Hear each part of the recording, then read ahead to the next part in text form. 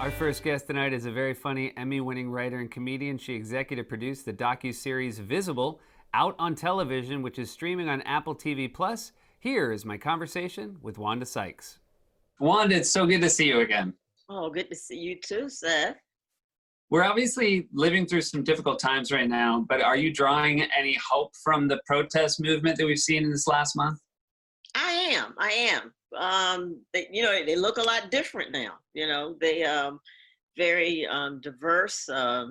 We have a lot of young people out there, which is great, and it feels different. It really does, and it keeps going, and it gets bigger. It's growing. So I'm hopeful. When this first started, hopefully I heard this right, that your instinct was not to go march, but then you were sort of overcome by this movement, and you and your wife and your kids went out. Yeah. It was that night that I had a few tequilas, and and it was just one thing after the other, and I just lost it, and just had to talk to some people, and went on Instagram and went live. But and I meant what I said. I was like, I'm not doing it. It's not our problem. We keep doing the same thing. We keep marching, and nothing changes. So we're the victims of the problem. It's your problem. You have to fix your problem. And when I saw the marches and how many people were out, and the response and all, and from the George Floyd execution, it gave me hope. Especially when I saw also religious leaders speaking out too. That was like, okay, now folks are getting it. It felt like people were getting it. How did your children like being at the march?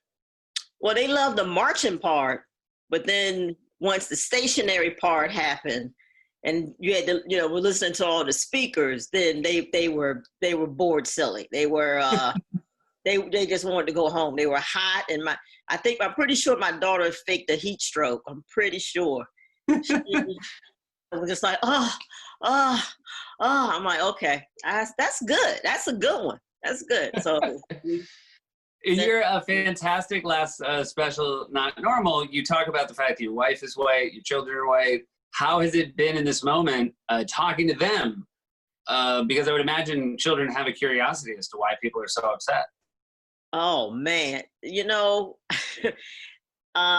it's been difficult because I have to tune it out. I have to turn it off sometimes, because there's always something that will just make me go nuts. I just get so angry and hurt. And actually, I talked to some of my Black friends about it.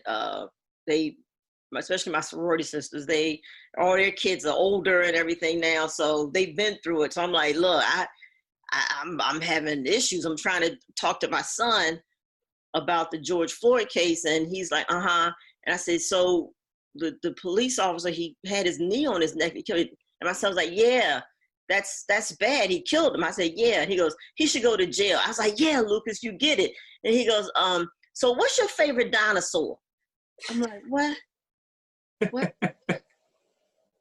That's kids. Hey, I got it. Let's move on. Next topic, So, so I have to just let them be kids, It's like you can't, and that's what my friends were saying. It's like, look, let them enjoy their innocence, and let them be kids. You're raising good kids. They'll get it. So I don't want my kids to later in life, someone asked them, so what was your mom like? And they're like, oh, that was one angry bitch. Let me tell you. Ooh, she was mad. Ooh. Well, my next question was going to be what your favorite dinosaur is, but now I feel like I should skip it. Wait, if Lucas ever finds out, tell him to text me.